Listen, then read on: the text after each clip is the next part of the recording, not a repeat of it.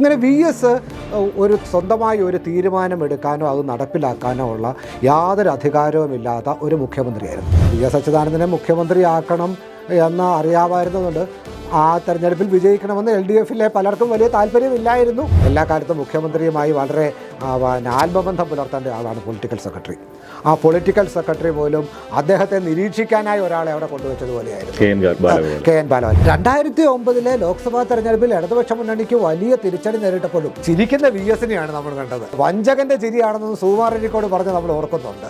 പരാജയം ഭക്ഷിച്ച് ജീവിക്കുന്ന ജീവി എന്നാണ് MN വിജയൻ വിശേഷിപ്പിച്ചത്. ഏതാണ്ട് ഒരു 60 വയസ്സാകുമ്പോൾ മാനസികമായി വിരമിക്കുന്ന ഒരു മാനസികാവസ്ഥയാണ് മലയാളിക്കുള്ളത്. 77ാമത്തെ വയസ്സിൽ ഒരു തെരഞ്ഞെടുപ്പിൽ പരാജയപ്പെടുമ്പോൾ താൻ സ്വയം നവീകരിക്കേണ്ടതുണ്ട് എന്നൊരു രാഷ്ട്രീയ നേതാവ് തിരിച്ചറിയും, ആത്മാർത്ഥമായി അതിനുവേണ്ടി നടപടിയെടുക്കുകയും അതിൽ വിജയിക്കുകയും ചെയ്യുക എന്നുള്ളത് മലയാളിക്ക് വി എസ് നൽകുന്ന ഏറ്റവും വലിയ പാഠമാണ്.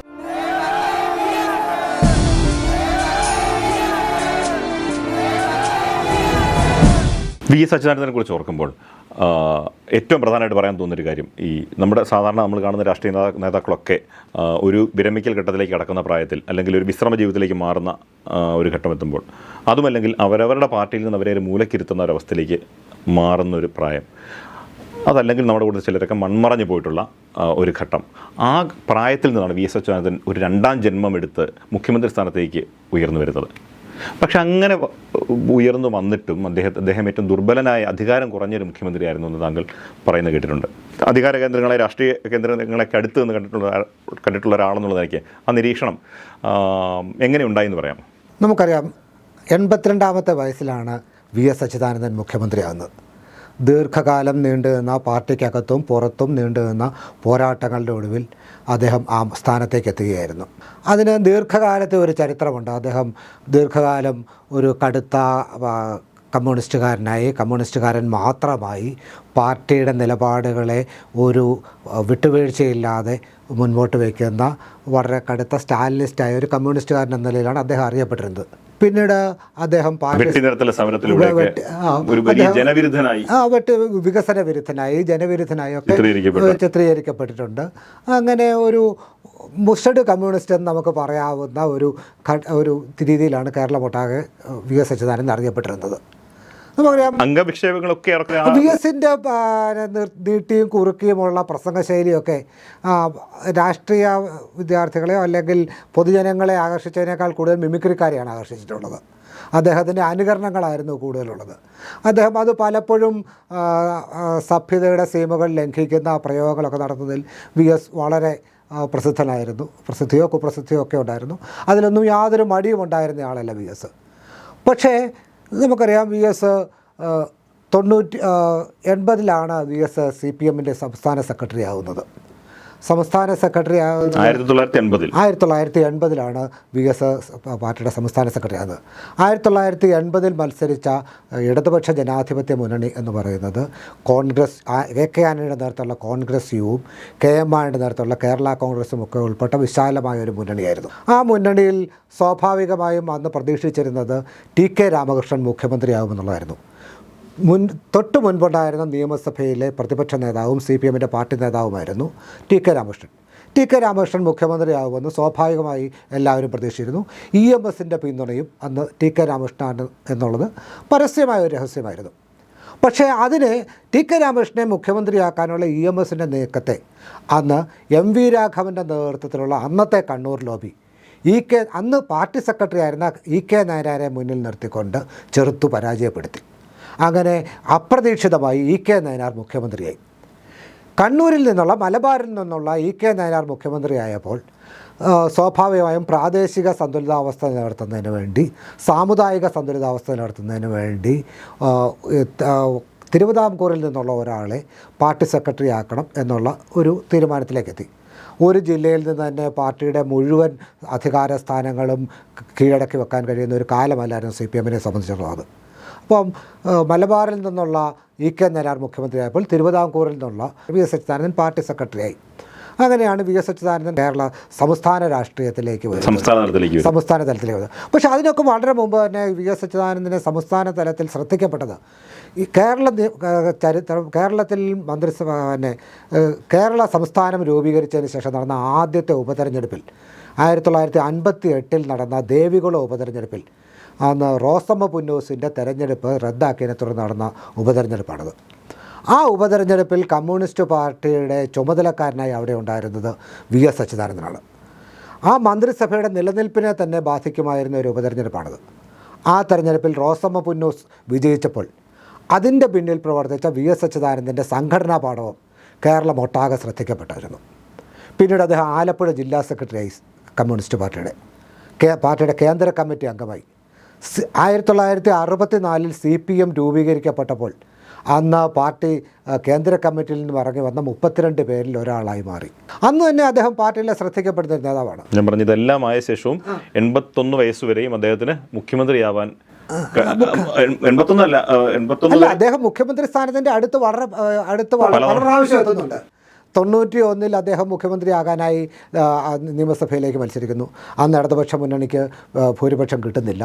ഇടതുപക്ഷ മുന്നണിക്ക് ഭൂരിപക്ഷം കിട്ടാനുള്ള എല്ലാ അനുകൂല സാഹചര്യങ്ങളും ഉണ്ട് എന്ന് വിശ്വസിച്ചുകൊണ്ട് നിയമസഭയുടെ കാലാവധി പൂർത്തിയാകുന്നതിന് 1 വർഷം മുമ്പേ നിയമസഭ പിരിച്ചുവിട്ട് തെരഞ്ഞെടുപ്പിലേക്ക് പോയതാണ്. പക്ഷേ അപ്രതീക്ഷിതമായ സംഭവവികാസങ്ങളുണ്ടാകുന്നു. രാജീവ് ഗാന്ധിയുടെ മരണമുണ്ടാകുന്നു. LDFന് ഭൂരിപക്ഷം നഷ്ടപ്പെടുന്നു. UDF അധികാരത്തിലെത്തുന്നു. 1996 തെരഞ്ഞെടുപ്പിൽ വി എസ് അച്യുതാനന്ദൻ വീണ്ടും നിയമസഭയിലേക്ക് മത്സരിക്കുന്നു. അന്ന് നിയമസഭയിലേക്ക് മത്സരിക്കുന്ന CPMൻ്റെ ഏക പോളിറ്റ് ബ്യൂറോ അംഗമാണ് അദ്ദേഹം LDF വലിയ ഭൂരിപക്ഷത്തോടെ അധികാരത്തിൽ വരുന്നു. പക്ഷേ മാരാരിക്കുളം എന്ന് പറയുന്ന CPMൻ്റെ ഉറച്ച കോട്ടയിൽ അന്ന് വരെ ആരും കേട്ടിട്ടില്ലാത്ത PJ ഫ്രാൻസിസ് എന്ന അപ്രശസ്തനോട് 1965 വോട്ടുകൾക്കാണെന്ന് തോന്നുന്നു വി എസ് അച്യുതാനന്ദൻ പരാജയപ്പെടുന്നു. അങ്ങനെ മുഖ്യമന്ത്രിയാകാനുള്ള അദ്ദേഹത്തിൻ്റെ രണ്ടാമത്തെ അവസരവും ലാസ്റ്റ് ബസ്സും അദ്ദേഹത്തിനെ കൈവിട്ടു പോയി എന്ന് എല്ലാവരും വിശ്വസിച്ചിരുന്ന ഒരു ഘട്ടമായിരുന്നു അത്. വി എസ് വിശ്വസിക്കാൻ കൂട്ടാക്കിയില്ല. ആ പരാജയത്തോട് വി എസ് വളരെ വയലൻ്റ് ആയിട്ടാണ് പ്രതികരിക്കുന്നത്. വി എസ് തനിക്കെതിരെ നിന്ന തോൽവി കാരണക്കാരായിരുന്നു എല്ലാവരെയും പാർട്ടിയിൽ നിന്ന് വിട്ടുനിർത്തി. അന്ന് CITU ലോബി എന്നറിയപ്പെട്ടിരുന്ന ഒരു വിഭാഗമാണ് വി എസിനെതിരെ. ഇ ബാലാനന്ദനുണ്ട്, രവീന്ദ്രനാഥുണ്ട്, MM ലോറൻസ് ഉണ്ട്. അങ്ങനെ പാർട്ടിയിലെ കരുത്തരായ പല ആളുകളുമുണ്ട്. അവരെയൊക്കെ വി എസ് ആദ്യം തന്നെ CITU ലോബിയുടെ മുഖ്യമന്ത്രി സ്ഥാനാർത്ഥിയായിരുന്ന സുശീല ഗോപാലിനെ തൻ്റെ എക്കാലത്തെയും എതിരാളിയായിരുന്ന EK നായനാരെ മുന്നിൽ നിർത്തിക്കൊണ്ട് വി എസ് പരാജയപ്പെടുത്തി CITU ലോബിൻ്റെ മുഖ്യമന്ത്രി സ്ഥാനം അദ്ദേഹം ഇല്ലാതാക്കി. പാർട്ടി സെക്രട്ടറി സ്ഥാനത്തേക്ക് EK നായനാർ മുഖ്യമന്ത്രിയായ തുടർന്നുണ്ടായ ഒഴിവിൽ ഉണ്ടായ പാർട്ടി സെക്രട്ടറി സ്ഥാനത്തേക്ക് CITU ലോബിയുടെ സ്ഥാനാർത്ഥിയായിരുന്ന KN രവീന്ദ്രനാഥിനെ തോൽപ്പിച്ച് ചടയൻ ഗോവിന്ദിനെ സെക്രട്ടറിയാക്കി. പിന്നെ അദ്ദേഹത്തിൻ്റെ തെരഞ്ഞെടുപ്പ് ചുമതല ഉണ്ടായിരുന്ന TK പളനിയെ പാർട്ടിയിൽ നിന്ന് പുറത്താക്കി. നടന്ന പാലക്കാട് സമ്മേളനത്തിൽ MM ലോറൻസിനെ പരാജയപ്പെടുത്തി VB ചെറിയാനെ പാർട്ടിയിൽ നിന്ന് പുറത്താക്കി. അങ്ങനെ CITU ലോബിയെ അട്ടിമുടി അദ്ദേഹം ഇല്ലാതാക്കി. അങ്ങനെ പാർട്ടിയിൽ വെട്ടിനിരത്തൽ നടപ്പാക്കിയാണ് അദ്ദേഹം പാർട്ടിയിൽ ആധിപത്യം ഉറപ്പിച്ചത്. അതിനൊക്കെ അദ്ദേഹത്തിന് കൂട്ടുനിന്ന ആളുകളായിരുന്നു പിണറായി വിജയനും കോടിയേരി ബാലകൃഷ്ണനും MA ബേബിയും എല്ലാം. ഇപ്പോൾ എല്ലാവരും മറുവശത്താണ്. പക്ഷേ 2001 അദ്ദേഹം വീണ്ടും മുഖ്യമന്ത്രിയാകാൻ വേണ്ടി ഏറ്റവും സുരക്ഷിതമായ മലമ്പുഴയിൽ നിന്ന് മത്സരിക്കുന്നു. ഇടതുപക്ഷ മുന്നണിക്ക് വലിയ തോൽവി നേരിടുന്നു. അന്ന് സതീശൻ പാച്ചേനിയോട് 5000-ൽ തറഞ്ഞ ഭൂരിപക്ഷത്തിനാണ് വി എസ് തന്നെ മലമ്പുഴയിൽ നിന്ന് ജയിക്കുന്നത്. അങ്ങനെ വി എസിന് മുഖ്യമന്ത്രിയാകാൻ ഇനി കഴിയില്ല എന്ന് എല്ലാവരും വിശ്വസിക്കുന്ന ഒരു ഘട്ടത്തിൽ വി എസ് തൻ്റെ രാഷ്ട്രീയ ജീവിതവും തൻ്റെ രാഷ്ട്രീയ വ്യക്തിത്വവും പുനർനിർവചിക്കുകയാണ്. കേരളത്തിലെ പ്രതിപക്ഷ നേതാവിൻ്റെ റോള് അദ്ദേഹം റീഡിഫൈൻ ചെയ്തു. കേരളത്തിൽ എവിടെയൊക്കെ സ്ത്രീ പീഡനമുണ്ടായോ, അനധികൃതമായ ഭൂമി കൈകയറ്റങ്ങളുണ്ടായോ, അഴിമതികളുണ്ടായോ, അവിടെയെല്ലാം തൻ്റെ പ്രായാധിക്യം മറന്നുകൊണ്ട് നമുക്കറിയാം മതികെട്ടാൻ ചോലയിൽ ഭൂമി കൈകയറ്റം ഉണ്ടായപ്പോൾ അവിടെ അച്യുതാനന്ദൻ പറഞ്ഞെത്തി.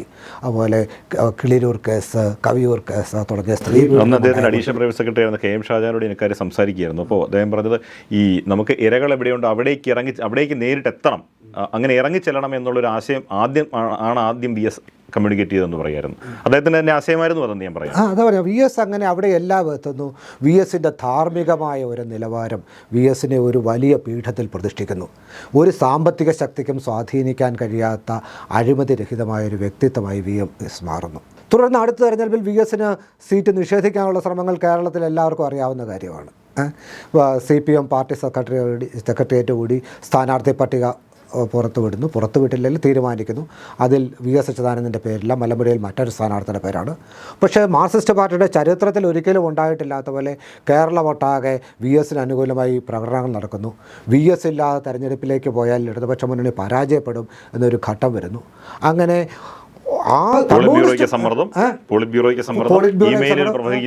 അങ്ങനെ ജനകീയ സമ്മർദ്ദത്തിന് വരങ്ങി എടുത്ത ഒരു തീരുമാനം മാറ്റേണ്ട ഒരു ഘട്ടം കേരളത്തിലെ കമ്മ്യൂണിസ്റ്റ് പാർട്ടികൾ, ഇന്ത്യയിലെ തന്നെ ലോകത്തിലെ തന്നെ കമ്മ്യൂണിസ്റ്റ് പാർട്ടികളുടെ ചരിത്രത്തിൽ അതായിരിക്കും. അങ്ങനെ ഒരു ഘട്ടത്തിലാണ് VSനെ വീണ്ടും മുന്നിൽ നിർത്തി ഒരു തെരഞ്ഞെടുപ്പിൽ ഇടതുപക്ഷ മുന്നണി വൻ വിജയം നടന്ന് VS മുഖ്യമന്ത്രിയാകുന്നത്. പക്ഷേ VS മുഖ്യമന്ത്രി ആകുന്ന അന്ന് തൊട്ട് തന്നെ VSൻ്റെ ചിറകരിയാനുള്ള ശ്രമങ്ങൾ ആരംഭിച്ചിരുന്നു. നമുക്കറിയാം, കേരളത്തിൽ 1980 ശേഷം ഉണ്ടായ മിക്കവാറും എല്ലാ മന്ത്രിസഭകളിലും മുഖ്യമന്ത്രി തന്നെയാണ് ആഭ്യന്തര വകുപ്പ് കൈകാര്യം ചെയ്യുന്നത്. ആദ്യം തന്നെ VSന് ആഭ്യന്തര വകുപ്പ് നിഷേധിക്കുന്നു. വിജിലൻസ് വകുപ്പ് കൈവെക്കാൻ VS ഒരു വളരെ ദുർബലമായ ശ്രമം നടത്തുന്നു. അതും നിഷേധിക്കുന്നു. അതും കോടിയേരി ബാലകൃഷ്ണനെ ഏൽപ്പിക്കുന്നു. VSൻ്റെ ഓഫീസിലെ പേഴ്സണൽ സ്റ്റാഫിലെ എല്ലാ അംഗങ്ങളെയും പാർട്ടി തീരുമാനിക്കുന്നു. ആ കാര്യത്തിൽ VSന് യാതൊരു റോളും ഇല്ലാതാകുന്നു. റോളില്ല എന്ന് മാത്രം അക്ഷരം പോലും മിണ്ടിയില്ല. VSൻ്റെ പൊളിറ്റിക്കൽ VS അത് സംസാരിക്കാൻ പറ്റുന്ന ഒരു സ്വാധീനം മലപ്പുറം സമ്മേളനത്തോടുകൂടി VSൻ്റെ പാർട്ടിയിലെ മലപ്പുറം സമ്മേളനത്തിൽ VS സംസ്ഥാന കമ്മിറ്റിയിലേക്ക് സ്വന്തം നിലയിൽ 12 പേരെ മത്സരിപ്പിക്കുന്നു. ആ 12 പേരും പരാജയപ്പെടുന്നു. അതോടുകൂടി പാർട്ടിയിൽ VSൻ്റെ സ്വാധീനം പൂർണ്ണമായി അവസാനിക്കുന്നു. പാർട്ടിയിലെ സ്വാധീനം ഉറപ്പിക്കുന്നതിനേക്കാൾ പൊതുസമൂഹത്തിൽ സ്വാധീനം ഉറപ്പിച്ച പാർട്ടിയിലും കേരളീയ സമൂഹത്തിലും തൻ്റെ സാന്നിധ്യം അറിയിക്കുക എന്നുള്ളൊരു നിലപാടായിരുന്നു VS സ്വീകരിച്ചത്. അപ്പോൾ പാർട്ടിയിൽ അദ്ദേഹം വളരെ ദുർബലനായിരുന്നു. ആ ദൗർബല്യം തന്നെ ഗവൺമെൻറ്റിലും പ്രതിഫലിച്ചു. ഗവൺമെൻറ്റിൽ പ്രത്യേകിച്ച് അദ്ദേഹത്തിന് ക്യാബിനറ്റിനെ തിരഞ്ഞെടുക്കാൻ പോലും അദ്ദേഹത്തിന് യാതൊരു അവകാശം ഉണ്ടായിരുന്നു. ക്യാബിനറ്റിൽ ഒരാളെയും തിരഞ്ഞെടുക്കാനുള്ള അവകാശം അദ്ദേഹത്തിന് ഉണ്ടായിരുന്നില്ല. ക്യാബിനറ്റിൽ വന്നതെല്ലാം പാർട്ടിയുടെ നോമിനികളാണ്. അതുപോലെ അദ്ദേഹത്തിൻ്റെ പേഴ്സണൽ സ്റ്റാഫിൽ വന്നവരെല്ലാം പൊളിറ്റിക്കൽ സെക്രട്ടറി, എല്ലാ കാലത്തും മുഖ്യമന്ത്രിയുമായി വളരെ ആത്മബന്ധം പുലർത്തേണ്ട ആളാണ് പൊളിറ്റിക്കൽ സെക്രട്ടറി. ആ പൊളിറ്റിക്കൽ സെക്രട്ടറി പോലും അദ്ദേഹത്തെ നിരീക്ഷിക്കാനായി ഒരാളെ അവിടെ കൊണ്ടുവച്ചതുപോലെയായിരുന്നു. K N ബാലഗോപാലായിരുന്നു. പിന്നീട് അത് CP നാരായണനായി. കെ എൻ ബാലഗോപാലിനെ രാജ്യസഭയിലേക്ക് പോയപ്പോൾ അത് CP നാരായണൻ. ഈ രണ്ടുപേരും VSമായി യാതൊരു ആത്മബന്ധവും ഉണ്ടായിരുന്ന ആളുകളല്ല. അങ്ങനെ VS സ്വന്തമായി ഒരു തീരുമാനം എടുക്കാനോ അത് നടപ്പിലാക്കാനോ ഉള്ള യാതൊരു അധികാരവുമില്ലാത്ത ഒരു മുഖ്യമന്ത്രിയായിരുന്നു. പക്ഷേ ഈ ദൗർബല്യങ്ങളെയെല്ലാം VS അതിജീവിച്ചത് തൻ്റെ അഴിമതി വിരുദ്ധ പ്രതിച്ഛായയിലൂടെയാണ്. VS മൂന്നാർ വനം കയ്യേറ്റങ്ങൾക്കെതിരെ ഒരു 3-അംഗ ഉന്നതാധികാര സംഘത്തെ ഉണ്ടാക്കുന്നു. ആ സംഘത്തെ മൂന്നാറിലേക്ക് അയക്കുന്നു. ചരിത്രത്തിലില്ലാത്ത പോലെ അത്തരം നടപടികൾ തുടങ്ങി വെക്കാൻ ഈ ദുർബലനായ മുഖ്യമന്ത്രി കഴിഞ്ഞു എന്നുള്ളതാണ്. അദ്ദേഹത്തിൻ്റെ അധികാരങ്ങൾ വെട്ടിക്കുറച്ചപ്പോൾ, അദ്ദേഹത്തിൻ്റെ അധികാരം നിഷേധിക്കപ്പെട്ടപ്പോൾ അതിനെ അതിജീവിക്കാനുള്ള മാർഗങ്ങൾ കണ്ടെത്താനുള്ള രാഷ്ട്രീയത്തിലെ പരിണിതപ്രജ്ഞത അദ്ദേഹത്തിനുണ്ടായിരുന്നു. അത് നമുക്ക് സമ്മതിക്കാതെ കഴിയില്ല. അദ്ദേഹം നടന്ന പോരാട്ടങ്ങളെല്ലാം പാർട്ടിയുടെ പോരാട്ടമാണ് എന്ന് പാർട്ടി സെക്രട്ടറിക്ക് അക്കാലത്ത് പറയേണ്ടി വരും. പരസ്യമായി പറയേണ്ടി വന്നെങ്കിലും എക്കാലത്തും YS അച്യുതാനന്ദൻ്റെ പോരാട്ടങ്ങൾക്ക് പാർട്ടി വേണ്ടത്ര പിന്തുണ നൽകുന്നില്ല എന്നും പാർട്ടിയെ കവച്ചു വെച്ചുകൊണ്ട് VS ഒറ്റയാനായി പോരാട്ടങ്ങളിലേക്ക് പോകുന്നു എന്ന് പാർട്ടിയും പറയുന്ന അവസ്ഥയായിരുന്നു. ഞങ്ങൾക്കറിയാം. VS അച്യുതാനന്ദനെ പോളിറ്റ് ബ്യൂറോയിൽ നിന്ന് പുറത്താക്കുന്ന സംഭവങ്ങളിലേക്ക് വരെ എത്തി. ആദ്യം VS അച്യുതാനന്ദനെയും പിണറായി വിജയനെയും പോളിറ്റ് ബ്യൂറോയിൽ നിന്ന് സസ്പെൻഡ് ചെയ്തു. പിന്നെ VS അച്യുതാനന്ദനെ പൂർണ്ണമായിൽ നിന്നും പോളിറ്റ് ബ്യൂറോയിൽ നിന്ന് ഒഴിവാക്കി. അങ്ങനെ വീണ്ടും VSനെ ദുർബലനാക്കിക്കൊണ്ടേയിരുന്നു. പക്ഷേ എങ്കിലും VS തൻ്റെ പ്രസക്തി നിലനിർത്താനുള്ള ശ്രമങ്ങൾ തുടർന്നിരുന്നു. 2009 ലോക്സഭാ തെരഞ്ഞെടുപ്പിൽ വീണ്ടും 2-3 തെരഞ്ഞെടുപ്പിലെങ്കിലും അദ്ദേഹം ഇല്ലാതെ മത്സരിക്കാൻ കഴിയില്ല എന്നുള്ള അവസ്ഥയിലായിരുന്നു ഇടതു മുന്നണി. 2009 ലോക്സഭാ തെരഞ്ഞെടുപ്പിൽ ഇടതുപക്ഷ മുന്നണിക്ക് വലിയ തിരിച്ചടി നേരിട്ടപ്പോഴും ചിരിക്കുന്ന VSനെയാണ് നമ്മൾ കണ്ടത്. അപ്പം അത് വഞ്ചകൻ്റെ ചിരിയാണെന്ന് സുകുമാരനിക്കോട് പറഞ്ഞ് നമ്മൾ ഓർക്കുന്നുണ്ട്. പക്ഷേ MN വിജയൻ പറയുന്നത് ഓരോ പരാജയങ്ങളും VSനെ കൂടുതൽ ശക്തനാക്കുകയായിരുന്നു. പരാജയം ഭക്ഷിച്ച് ജീവിക്കുന്ന ജീവി എന്നാണ് MN വിജയൻ VS അച്യുതാനന്ദനെ വിശേഷിപ്പിച്ചത്. അങ്ങനെ ആ മന്ത്രിസഭയുടെ അവസാനത്തിലേക്ക് എത്തുമ്പോൾ തൻ്റെ അധികാരത്തിൻ്റെ കുറവെല്ലാം VS അഴിമതി വിരുദ്ധ പോരാട്ടത്തിലൂടെ നികത്തുകയും ഒരു അഴിമതി വിരുദ്ധ ക്രൂസൈഡർ എന്നുള്ള ഒരു സ്ഥാനം കയ്യിലാക്കി അദ്ദേഹം R ബാലകൃഷ്ണപിള്ളയെ ജയിലിലേക്ക് കുഞ്ഞാലിക്കുട്ടിക്ക് പി കെ കുഞ്ഞാലിക്കുട്ടിക്കെതിരെ നിയമ നടപടികൾ സ്വീകരിക്കുമെന്ന് പറഞ്ഞു വെച്ചാൽ അങ്ങനെ ഒരു വലിയ പ്രതിച്ഛായ സൃഷ്ടിച്ചുകൊണ്ട് വീണ്ടും ദീപിയുടെ കയ്യാമം വിൽക്കുമെന്ന ആ പ്രഖ്യാപനം കേരളം അതുവരെ കേട്ടിട്ടില്ലാത്ത പോലെ ഏറ്റെടുക്കുകയാണ് ചെയ്തത്. അദ്ദേഹം ഭരണത്തിലിരുന്നപ്പോൾ അദ്ദേഹം ഉയർത്തിക്കൊണ്ടുവന്ന വിഷയങ്ങൾക്കൊന്നും ഒരു പരിഹാരവും കണ്ടെത്താൻ അദ്ദേഹത്തിന് കഴിഞ്ഞിട്ടില്ല എന്നുള്ള ഒരു യാഥാർത്ഥ്യം. അദ്ദേഹം സ്ത്രീ പീഡകർക്കെതിരെ കയ്യാമം വെക്കുമെന്നൊക്കെ പറഞ്ഞെങ്കിലും അദ്ദേഹത്തെ കാണാൻ വന്ന കവിയൂരിലെ ഇരയായ പെൺകുട്ടിയുടെ പിതാവിനെ ഒന്ന് കാണാൻ പോലും അദ്ദേഹം തയ്യാറായില്ല. അത്തരം സാഹചര്യങ്ങളൊക്കെ ഉണ്ടായിട്ടുണ്ട്. പക്ഷേ എങ്കിലും അദ്ദേഹത്തിന് ഈ വലിയ പ്രതിച്ഛായ നിലനിർത്താൻ കഴിഞ്ഞു. അഴിമതി വിരുദ്ധ പോരാട്ടത്തിൻ്റെ, ധാർമ്മികതയുടെ ഉന്നതമായ നിലവാരത്തിൻ്റെ ഒക്കെ ആ ഒരു പ്രതിച്ഛായ നിലനിർത്താൻ. ആ പ്രതിച്ഛായമായിട്ടാണ് 2011 തെരഞ്ഞെടുപ്പിൽ അദ്ദേഹം വീണ്ടും മുഖ്യമന്ത്രിയായിരുന്നുകൊണ്ട് നേരിടുന്നത്. മുഖ്യമന്ത്രി സ്ഥാനം 2011 2006 വീണ്ടും ആവർത്തിച്ചു. അദ്ദേഹത്തിന് സീറ്റ് നിഷേധിക്കാനുള്ള ശ്രമങ്ങൾ വീണ്ടും ഉണ്ടായി. ആ ശ്രമങ്ങളെയൊക്കെ അദ്ദേഹം പരാജയപ്പെടുത്തി. അദ്ദേഹമില്ലാതെ ഒരു തെരഞ്ഞെടുപ്പിലേക്ക് CPM-നും ഇടതുപക്ഷ മുന്നണിക്കും പോകാൻ കഴിയില്ല എന്ന് അദ്ദേഹം വീണ്ടും തെളിയിച്ചു. അങ്ങനെ 87-ാം വയസ്സിൽ വീണ്ടും അദ്ദേഹത്തെ മുഖ്യമന്ത്രി സ്ഥാനാർത്ഥിയായി അവതരിപ്പിച്ചുകൊണ്ട് ഇടതുപക്ഷ മുന്നണിക്ക് പോകേണ്ടി വന്നു. അന്ന് കേവലം 87-ാമത്തെ വയസ്സിൽ അന്ന് നമുക്കറിയാം കേവലം 2 സീറ്റിൻ്റെ ഭൂരിപക്ഷത്തിലാണ് UDF അധികാരത്തിലേക്ക് തിരിച്ചു വന്നത്. VS അച്യുതാനന്ദനെ മുഖ്യമന്ത്രിയാക്കണം എന്ന് അറിയാമായിരുന്നതുകൊണ്ട് ആ തെരഞ്ഞെടുപ്പിൽ വിജയിക്കണമെന്ന് LDF-ലെ പലർക്കും വലിയ താല്പര്യമില്ലായിരുന്നു. പാർട്ടി ആഞ്ഞു പിടിച്ചിരുന്നെങ്കിൽ തെരഞ്ഞെടുപ്പ് ഭരണം അന്നേ വന്നേനെ എന്നും പറയപ്പെടുന്നു. ചിലപ്പോൾ അത് സംഭവിച്ചിരുന്നിരിക്കാം. പക്ഷേ VS-നെ ഒതുക്കാനുള്ള ബോധപൂർവമായ ശ്രമങ്ങൾ പാർട്ടിക്കുള്ളിൽ നിന്നും എക്കാലവും ഉണ്ടായിരുന്നു എന്നുള്ളത് ഒരു യാഥാർത്ഥ്യമാണ്. എന്നിട്ടും ഉയർത്തു വന്ന VS ഈ പ്രായത്തിൽ റീഇൻവെൻറ്റ് ചെയ്ത് പുനർജന്മം നേടിയ പോലെ വന്ന VS നേതാക്കൾക്ക് മാത്രമല്ല മുഴുവൻ മനുഷ്യർക്കും ഒരു പാഠമാണ് എന്ന് കണക്കാക്കാം അല്ലേ? ഈ അതിജീവനത്തിൻ്റെ ഒരു പാഠം, വലിയൊരു പാഠമല്ലേ അത്? സർക്കാർ ഉദ്യോഗസ്ഥർ വിരമിക്കുന്ന 56-ാമത്തെ വയസ്സിലാണ്. ഏതാണ്ട് ഒരു 60 വയസ്സാകുമ്പോൾ മാനസികമായി വിരമിക്കുന്ന ഒരു മാനസികാവസ്ഥയാണ് മലയാളിക്കുള്ളത്. മലയാളി 60 വയസ്സിന് ശേഷം തനിക്ക് എന്തെങ്കിലും നേടേണ്ടതുണ്ടെന്നോ തൻ്റെ ജീവിതത്തിൽ ഇനി പുതുതായി വെട്ടിപ്പിടിക്കാൻ എന്തെങ്കിലും മേഖലകളുണ്ടെന്നോ എന്നൊക്കെ കരുതുന്നത് വളരെ അപൂർവമാണ്. രാഷ്ട്രീയക്കാർക്ക് കുറച്ച് പേർക്കൊക്കെ കാണാം. പക്ഷേ ഏതാണ്ട് ഒരു 60-70 വയസ്സ് കഴിയുന്നതോടുകൂടി സ്വയം വിരമിക്കുന്ന ഒരു മാനസികാവസ്ഥയുള്ള ഒരു ജനതയായിട്ട് വേണം നമുക്ക് മലയാളികളെ പറയാം. 70 വയസ്സിന് ശേഷം തൻ്റെ രാഷ്ട്രീയ രീതികളെ, തൻ്റെ രാഷ്ട്രീയ ശൈലിയെ പൂർണ്ണമായും ഉടച്ചു വാർക്കുക എന്ന് പറയുന്നത് കേരളത്തിൽ ഇന്നേ വരെ ഉണ്ടായിട്ടില്ല. ആരാലും അതിന് സാധ്യമാകുകയില്ല. പക്ഷേ 77-ാമത്തെ വയസ്സിൽ ഒരു തെരഞ്ഞെടുപ്പിൽ പരാജയപ്പെടുമ്പോൾ താൻ സ്വയം നവീകരിക്കേണ്ടതുണ്ട് എന്നൊരു രാഷ്ട്രീയ നേതാവ് തിരിച്ചറിയും. അതിനുവേണ്ടി ബോധപൂർവമായി ശ്രമിക്കുകയും ആത്മാർത്ഥമായി അതിനുവേണ്ടി നടപടിയെടുക്കുകയും അതിൽ വിജയിക്കുകയും ചെയ്യുക എന്നുള്ളത് അപൂർവമായ ഒരു കാഴ്ചയാണ്.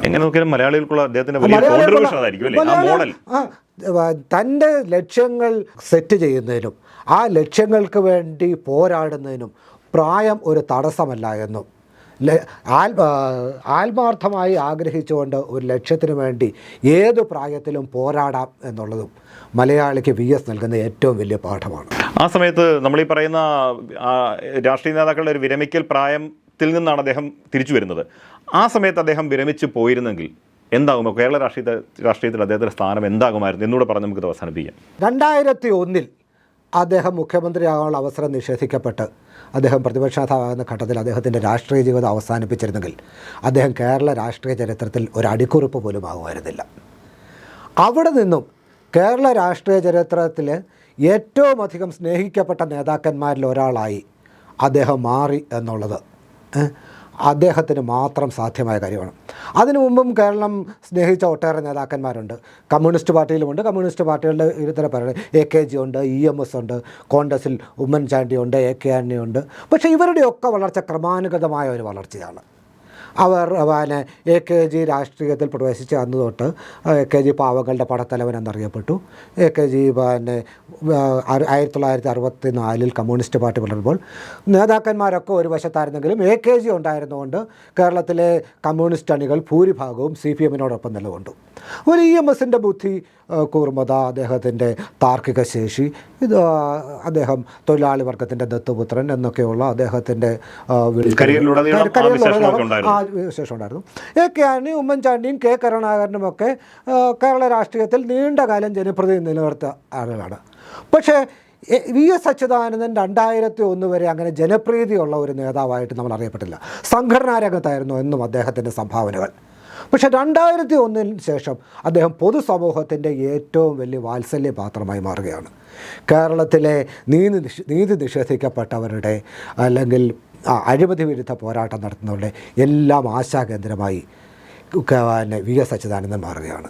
അങ്ങനെ വി എസ് അച്യുതാനന്ദൻ വിടവാങ്ങുമ്പോൾ ഈ കേരള ചരിത്രത്തിലെ ഏറ്റവും അധികം ജനപ്രീതി നേടിയ, മറ്റുള്ളവരിൽ നിന്നും വ്യത്യസ്തമായി തൻ്റെ നിലപാടുകളിലൂടെ ജനപ്രീതി നേടിയ ഒരു നേതാവായാണ് വിടവാങ്ങുന്നത്. അങ്ങനെയാണ് കണ്ണേക്കരളെ VSA എന്ന് ഒരുപാട് മനുഷ്യരുടെ ഉള്ളിൽ നിന്ന് വളരെ ആത്മാർത്ഥമായ വിളികൾ ഉയരുന്നത്. ഇപ്പോൾ ഈ ഉയർന്നുകൊണ്ടിരിക്കുന്ന നിരന്തരമായ പോരാട്ടമായിരുന്നു വി എസിൻ്റെ ജീവിതം. പാർട്ടിക്ക് പുറത്ത് പാർട്ടിയുടെ ശത്രുക്കളോട്, പാർട്ടിക്കുള്ളിൽ തൻ്റെ ശത്രുക്കളോട്, അങ്ങനെ അടങ്ങാത്ത പോരാട്ട വീര്യമായിരുന്നു വി എസിൻ്റെ ജീവിതം. ആ പോരാട്ട വീര്യമാണ് വിടവാങ്ങുന്നത്. ആ പോരാട്ട വീര്യമാണ് 102 വയസ്സ് വരെ അദ്ദേഹത്തെ എത്തിച്ചതെന്ന് കൂടെ വിശ്വസിക്കണം. അദ്ദേഹം സ്വന്തം ജീവന് വേണ്ടിയും പോരാടി എന്നാണ് നമുക്ക് മനസ്സിലാക്കാൻ കഴിയുന്നത്.